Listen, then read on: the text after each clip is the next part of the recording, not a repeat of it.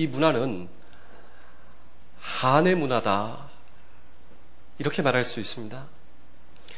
그런데 여기서 한이란 무엇인가? 이 한을 정의하기란 절대로 쉽지 않습니다. 하지만 한많은 저와 여러분, 한많은 우리 한민족은 이 한을 설명하지 못해도 우리는 이 한을 다 이해할 수가 있습니다. 우리는 역사적으로 수많은 전쟁을 경험했습니다. 수많은 이민족의 침입으로부터 우리는 지금까지 왔습니다. 그리고 수많은 고통 가운데 한이란 무엇인가? 이것은 우리의 실존적 체험이자 우리의 생존의 방식이었습니다. 우리 이 한국의 문화와 일본의 문화를 비교하며 우리 민족의 문화는 한의 문화, 한민족. 그런데 이 일본 문화를 비교하자면 일본 문화는 원의 문화입니다. 원. 이 원이 무슨 뜻이냐면 원망할 원. 그러니까 이 일본 사람들의 문화는 원의 문화, 복수의 문화입니다. 무언가 응어리가 쌓이면 복수를 해야만 합니다. 하지만 우리 한민족은 그렇지 않습니다. 이 민족의 문화의 본질은 복수가 아니라 스스로 해결하는 것이며 그리고 상대방을 용서하는 것. 이런 의미에서 이 한민족의 문화는 이 기독교의 문화와 매우 매우 친밀하고 가깝다라고 할 수가 있습니다. 여러분, 인생의 고통이 없을 수는 없습니다. 그런데 이 민족, 한민족은 고통이 다가올 때 이것을 단순히 억압하는 것이 아니라 우리 민족에게는 이 고통을 나름대로 해소하는 처방이 있었는데 그 처방을 가리켜 푼다. 여러분, 이것을 어떻게 이게 정의하기란 쉽지 않지만 한을 푼다. 우리는 이해할 수가 있습니다. 그래서 한민족이 모인 곳에는 우리는 항상 모입니다. 그곳에서는 축제가 있는 것이고 이 축제가 무엇이냐면 유판, 씨름판, 놀이판. 이곳에서 우리는 희노애락을 함께하며 이 축제 속에서 함께 웁니다. 그리고 함께 웃습니다. 그리고 과거를 뒤로한 채 새로운 미래로 나갈 수 있는 그 다이나믹한 힘을 우리는 거기서 얻을 수가 있었습니다. 그런데 이 가운데 우리의 흘리는 눈물, 이 눈물의 의미는 과거를 뒤로하고 새로운 미래를 창조하는 그 창조의 씨앗, 우리 신앙의 선배들뿐만 아니라 오늘 여기 계신 우리 아버지, 어머니의 흘린 눈물, 그 눈물은 정말 소중한 고귀한 가치.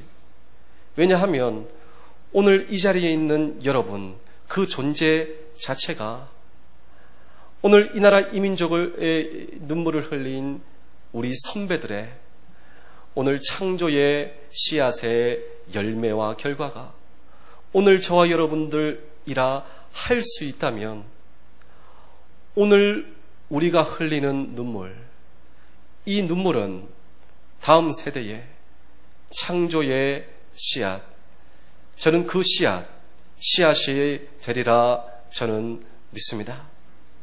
우리 옆에 있는 분들하고 이렇게 한번 인사를 했으면 좋겠습니다.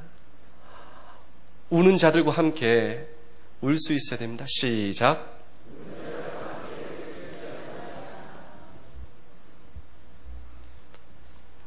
오늘 이 설교의 제목이 있다면 눈물입니다. 여러분, 우리 예수님 생전에 예수님도 우셨다는 사실을 여러분 알고 계십니까? 여러분, 성경에 보시면 예수님께서 3번 우셨습니다. 첫 번째로 십자가를 앞에 두시고 겟세마네 동산에서 우리 예수님 우셨습니다. 그리고 사랑하는 사람이 죽었습니다. 그 친구 나사로 그 앞에서 우리 예수님 정말 우셨습니다. 그리고 3번째로 기울어져가는 그 조국의 운명을 바라봅니다. 장차 심판과 재앙이 다가올 예루살렘을 앞에 두고 우리 예수님 우셨습니다. 그런 의미에서 우리 누가복음 19장 41절의 말씀을 우리 함께 큰 목소리로 읽겠습니다. 시작. 가까이 우리 예수님도 우셨습니다. 우리의 인생의 눈물, 이것은 사실 신앙인도 울 수 있습니다. 신앙을 가졌기 때문에 우리는 함께 울어줄 수가 있는 것입니다.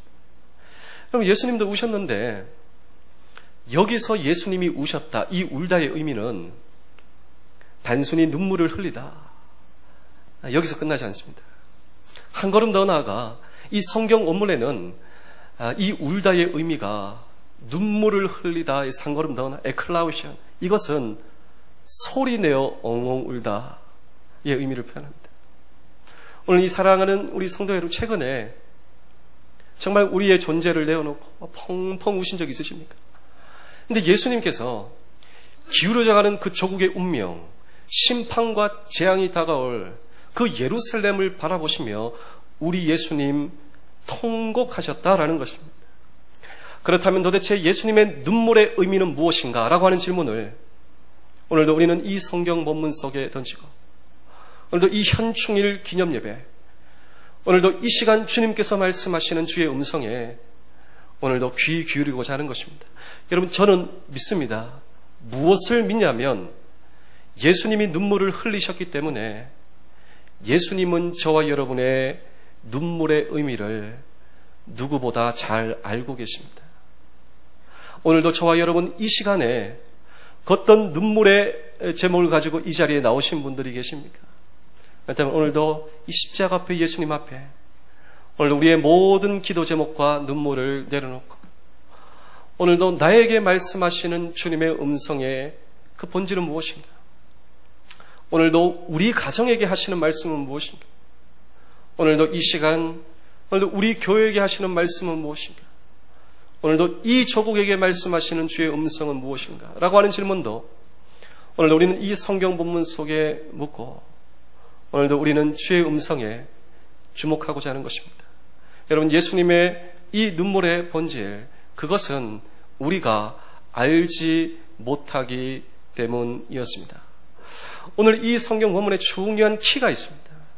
오늘 이 성경을 열기 위한 중요한 키, 우리 누가복음 19장 44절의 말씀을 우리 함께 읽도록 하겠습니다. 시작.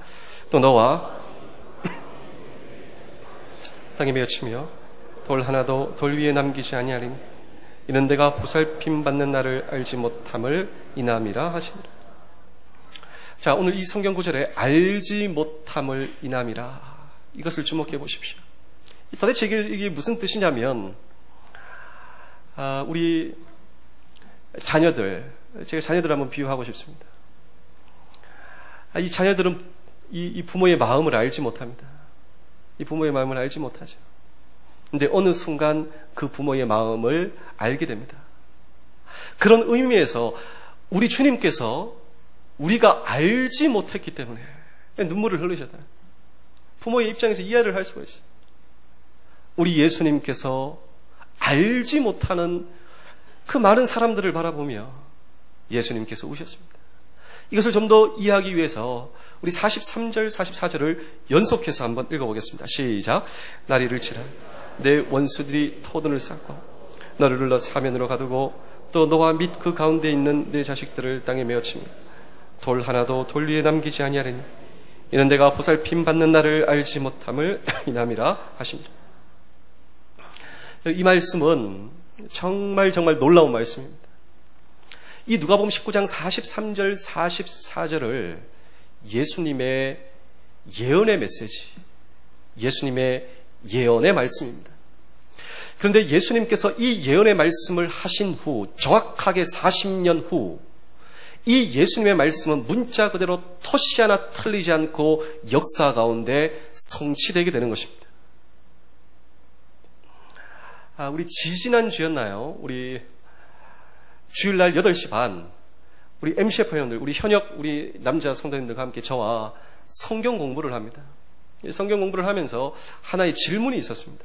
만약 우리가 내 자녀를, 만약에 이 로마 사람들이 2살 이하를 자녀를 잡아가고 내 자녀를 죽인다면 그럼 가만히 앉아있을 우리 아버지들 어디 있겠습니까? 여러분, 그러한 일이 이스라엘 역사 가운데 벌어진 것입니다. 말로 닿을 수 없는 학살과 억압과 고통이 그들 가운데 있었습니다. 그런데 한 집사님이 질문을 하시더라고요. 그럼 그들은 가만히 있었는가? 제가 그렇지 않습니다. 제가 이번 주에 말씀드리겠습니다. 그래서 AD 66년 폭발했습니다. 로마를 향하여 이러한 대항의 봉기를 일으킨 시점이 AD 66년. 가만히 있을 수가 없는 것이죠. 로마가 아무리 크다고요? 상관없습니다. 우리 가정을 위하여, 내 자녀를 위하여, 내 아내를 위해서, 우리 나라를 위해서 그들은 일어나게 되었습니다. 이 로마의 압제에 항거하여 봉기를 들게 되었는데, 당시 이 로마 정부 입장에서는 이거 가만히 두어서는 안 되겠다. 당시 로마의 황제 베스파시안 황제 결심을 하게 되는데, 그 결심이 바로 AD 70년이었습니다. 자기의 아들 티토 장군을 이 이스라엘로 파견하여 모든 것을 무자비하게 진압하라.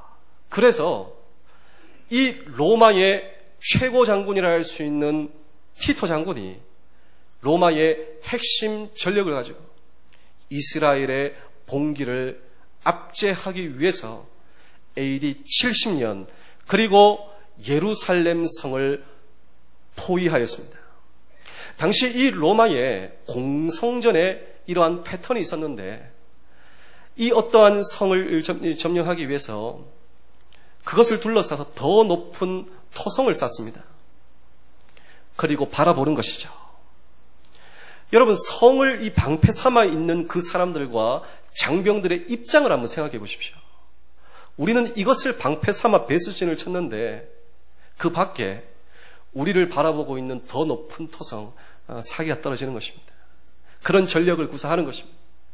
그리고 이 티토 장군의 입에서 공격 개시, 모든 것을 무자비하게 멸하라. 여러분, 유명한 이 요세푸스 역사가가 있습니다. 당시 이 진압 작전으로 인해 학살된 유태인의 숫자, 그 숫자는 무려 110만이었습니다. 살아있는 모든 것들은 무자비하게, 그리고 아이와 여자는 로마의 노예로 삼는다. 이것이 그날 펼쳐지게 되었습니다. 우리 예수님께서는 무너지는 저고 장차 다가올 심판과 예언을 바라보시며 노예로 전락할 예루살렘, 그리고 그들을 바라보며 우리 예수님 우셨습니다. 그런데 그것을 알지 못하는 백성들, 그것을 바라보며 우리 예수님은 정말로 우셨습니다. 인생의 고통이 무엇인가? 정말 인생의 문제가 무엇인가? 그것을 깨닫지 못하는 그들을 바라보며 말씀입니다.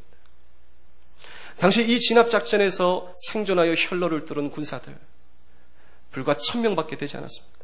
1000명이 살아서 뚫고 나왔습니다.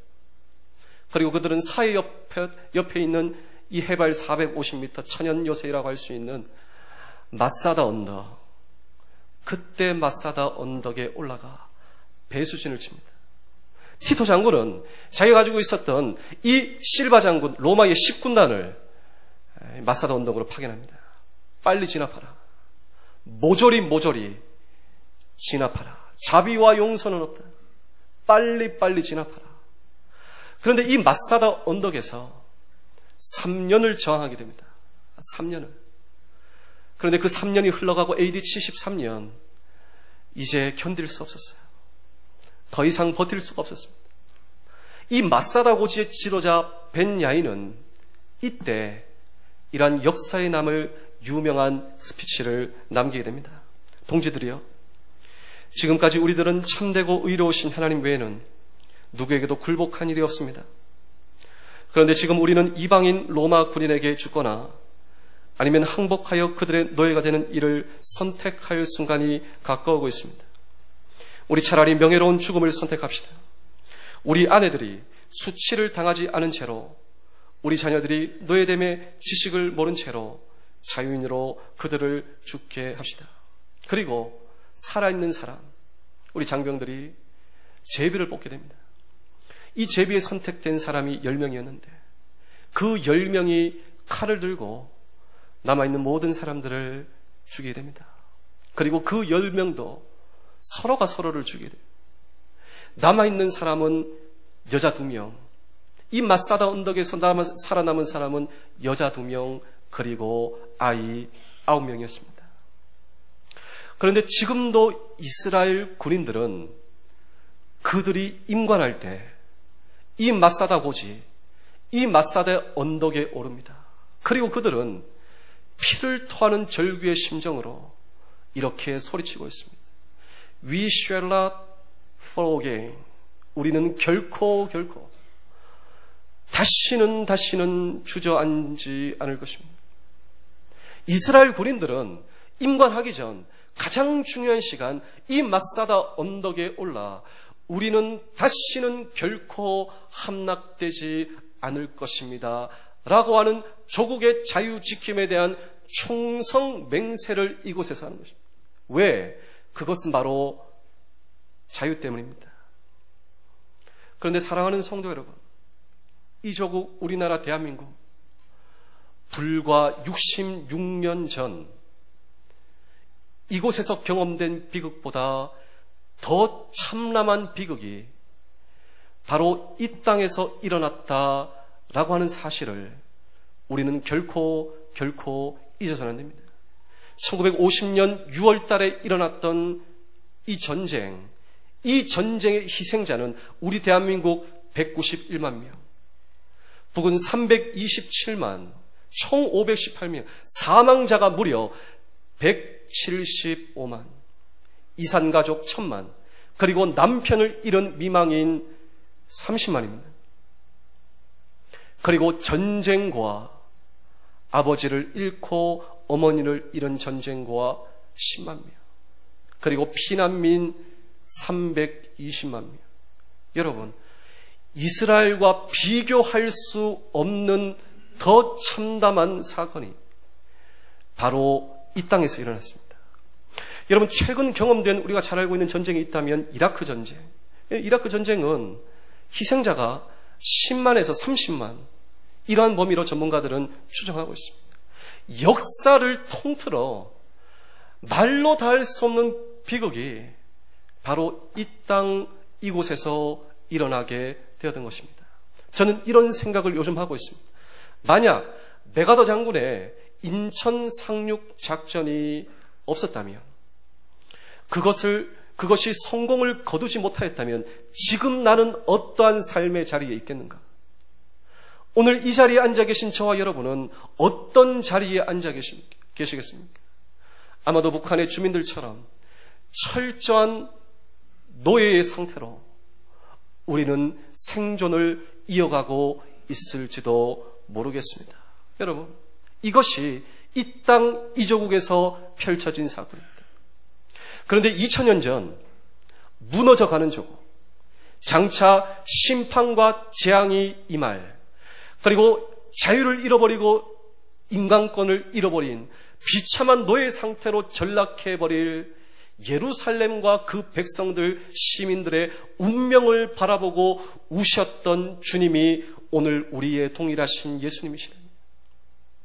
우리 예수님께서 1950년 유월, 그리고 끊임없이 도발하고 있고 그 모든 상처가 경험되고 있는 우리 해군의 병대, 우리 동일하신 예수님, 그 동일한 모든 사건을 바라보며 우리 예수님 동일하게 우셨지 않겠습니까? 사랑하는 여러분, 오늘 저와 여러분이 이만큼 이 자유를 누리고 사는 것, 이것에는 결코 값비싼 희생의 대가와 희생의 피가 지불되었다는 사실을 우리는 결코 잊어서는 안 될 것입니다.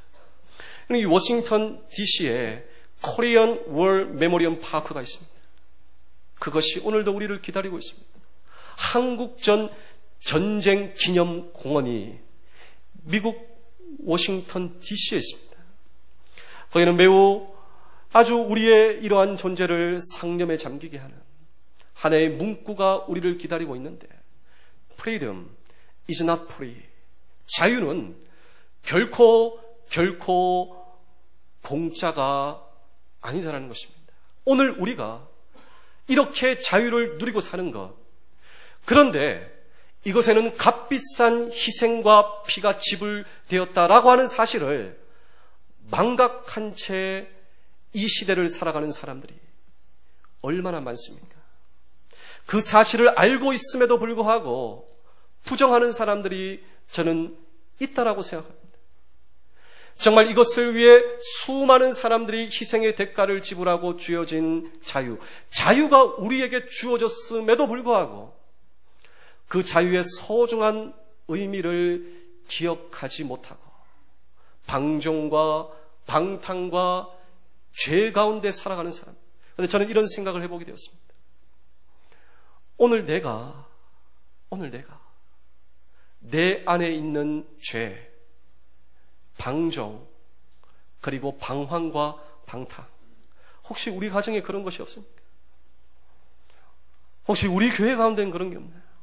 내 인생 가운데 우리가 그것을 바라보고 우리가 눈물을 흘리기 시작한다면, 그 무엇보다 이 눈물의 의미를 잘 알고 계시는 주님이 오늘도 저와 여러분의 동일하신 주님이시라면 이 눈물이 이 조국을 살릴 것이다.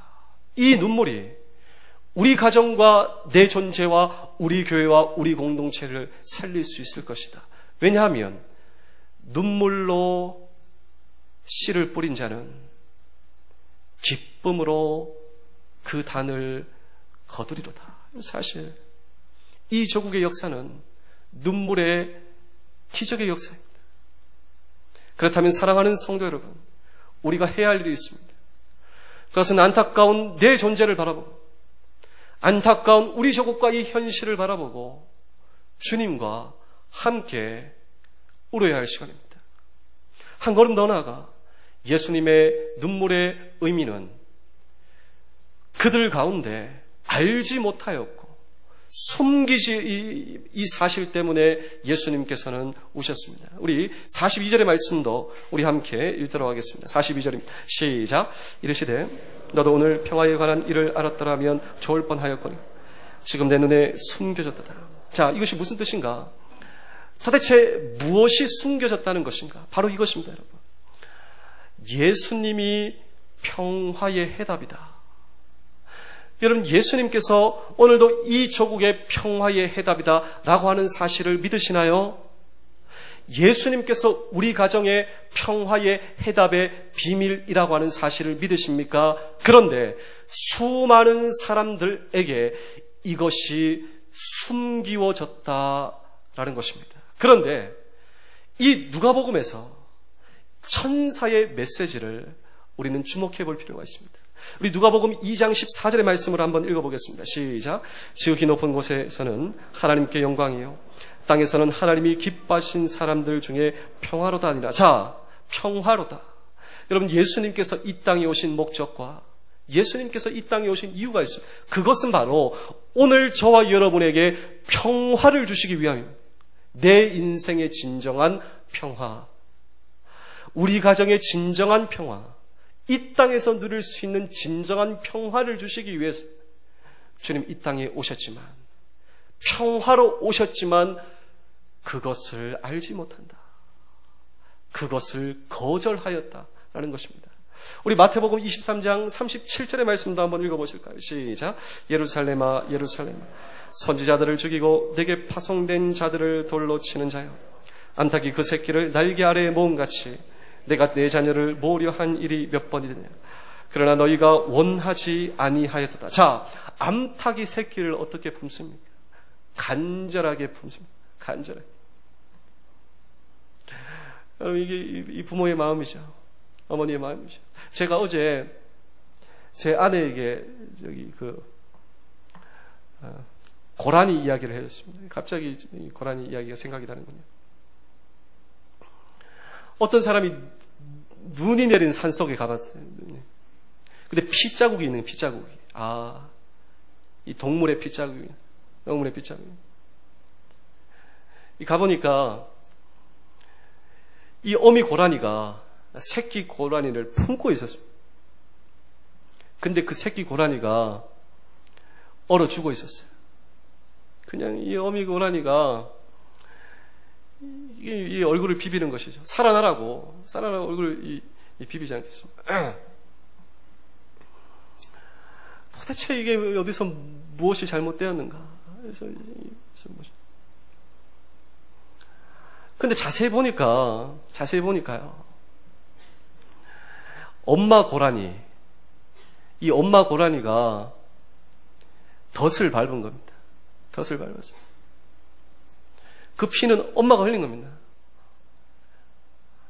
이 엄마가 하는 말이 뭐냐면 새끼 보고 가라고. 가라. 새끼 안 가는 거예요. 엄마는 가라고. 엄마는 가라고. 근데 이 새끼가 주저앉는 것입니다. 엄마 안 가면 안 가겠다고. 그리고 점점 차가워지는 것이죠. 그리고 몸이 얼어붙는 것입니다.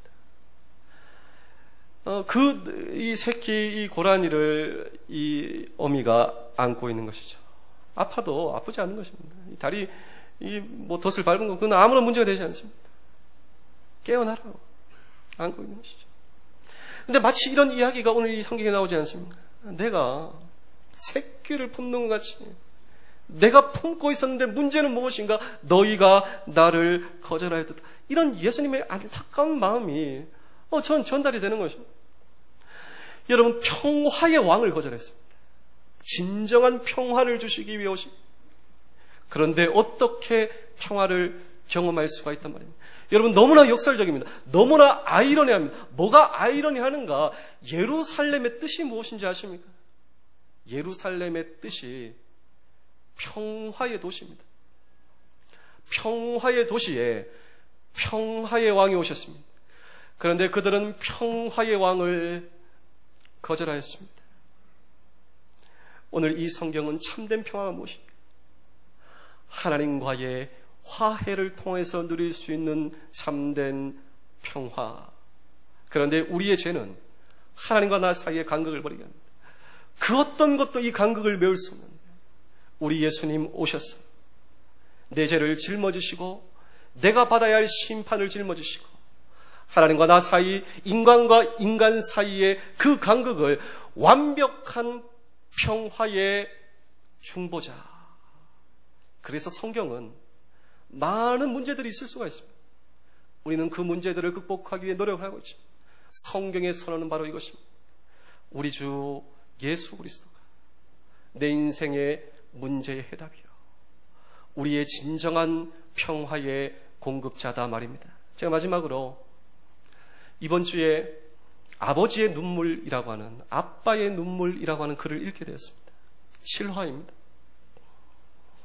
16살짜리 딸아이와 가족이 여름 휴가를 갔습니다. 그리고 2박 3일을 보내고 집으로 돌아오는데 폭우가 쏟아져요. 근데 이 고속도로에서 교통사고가 나게 됐는데 이 딸아이가 다리가 좀 심하게 다쳐서 보조 다리에 의존해서 걸을 갈 수밖에 없었습니다. 근데 이 불행한 것은 이 16살짜리 이 딸만 경험한 것이 아니라 아빠도 다리를 다쳐서 아빠도 보조 다리를 하고 지내야 됐습니다. 걸을 수가 없는 거예요. 그거 없습니다. 근데 이 딸아이는 사춘기였습니다. 사춘기 때 경험된 정말 이 용납할 수 없고 납득할 수 없는 것도 너무너무 힘든 거예요. 너무너무. 그 누구도 위로할 수가 없습니다. 엄마도 위로할 수 없어요. 엄마도 위로할 수 없어요.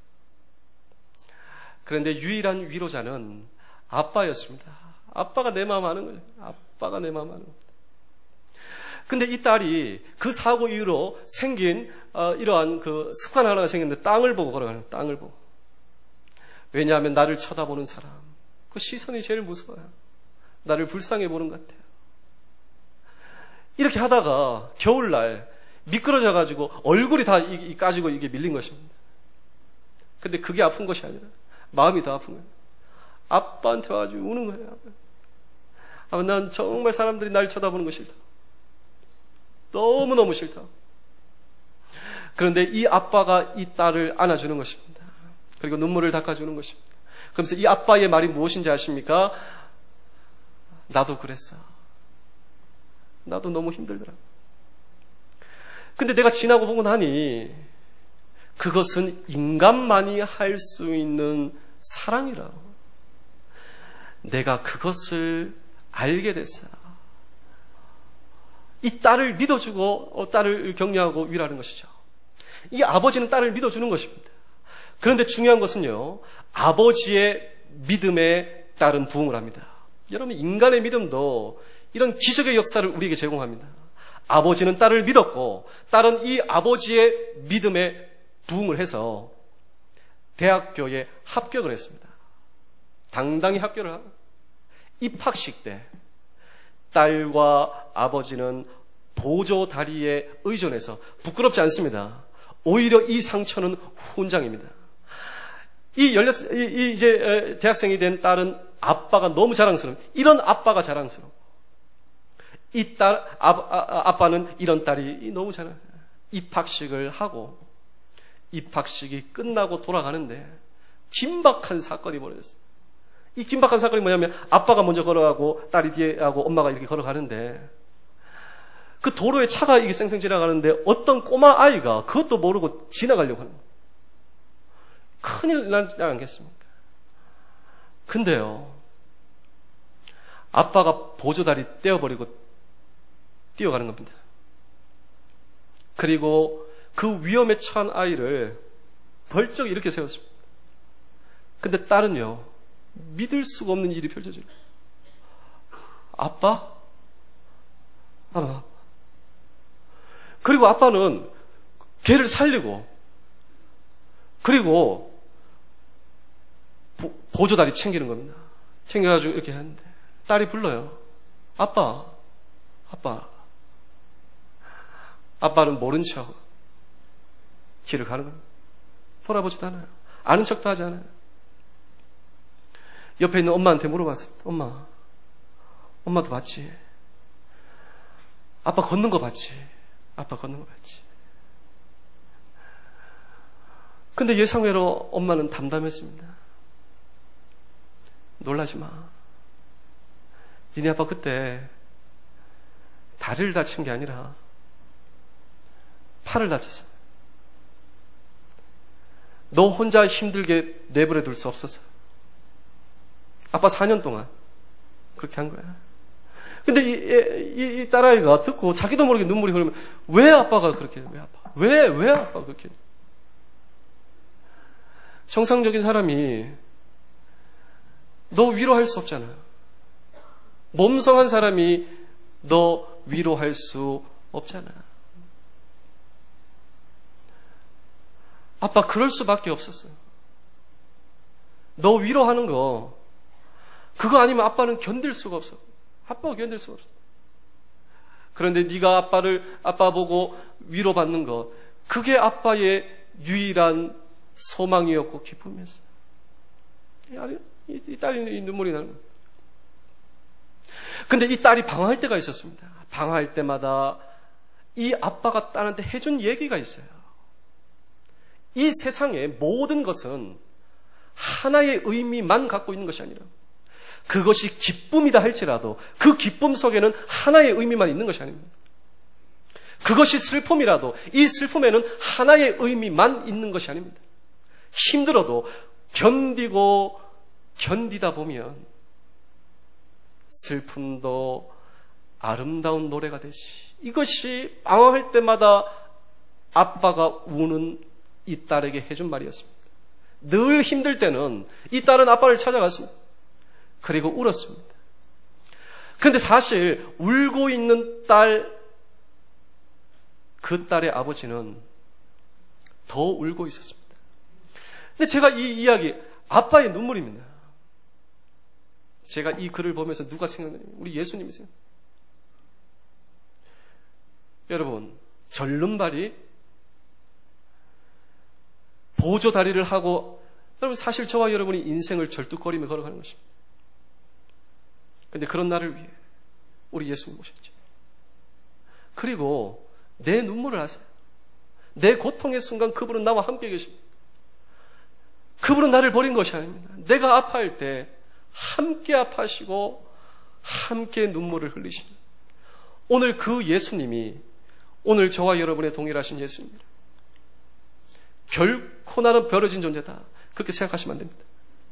지금도 나와 함께 하시는, 오늘도 그 예수님의 함께 하심이 오늘도 저와 여러분에게 경험되고, 오늘도 이러한 예수님의 시선을 오늘 저와 여러분이 바라볼 수 있다. 그리고 오늘도 내 가정을 위해, 오늘도 내 남편을 위해, 우리 자녀를 위해, 이 조국을 위해, 우리 교회를 위해 오늘 저와 여러분이 눈물 흘리기 시작한다면 우리 하나님께서 저와 여러분을 불쌍히 여기실 것입니다. 그리고 우리의 소원은 이루어질 것입니다. 그리고 새날은 밝아올 것입니다.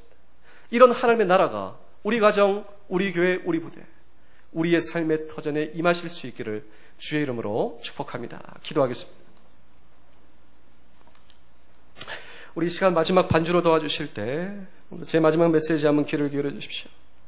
하나님 아버지, 다시는 6.25와 같은 전쟁의 비극이 다시 되돌아오지 않도록 이 땅 이 백성을 불쌍히 여기시고 하나님을 경외하고 예수 그리스도를 경배하는 우리나라가 그런 나라가 되게 해주십시오. 오늘도 나라와 가정과 교회를 위해 눈물로 중보하는 일을 쉬지 않게 해주시고 우리의 기도를 들으시고 우리 가운데 하나님의 놀라운 일을 예수님 친히 행하여 주시옵소서. 오늘도 우리 조국을 위해 희생한 선배들이 오늘 나에게 무엇을 원하는지를 생각하며 기도하며 주어진 인생의 길을 걸어갈 수 있도록 도와주시고, 주여 이 자리에 눈물로 온 당신의 백성들 찾아가셔서 오늘도 눈물을 닦아주시고 오늘도 주님 놀라운 은혜를 허락하여 주옵소서. 우리 말씀을 기억하시며 우리 다 같이 한번 간절히 기도하겠습니다. 기도하시겠습니다.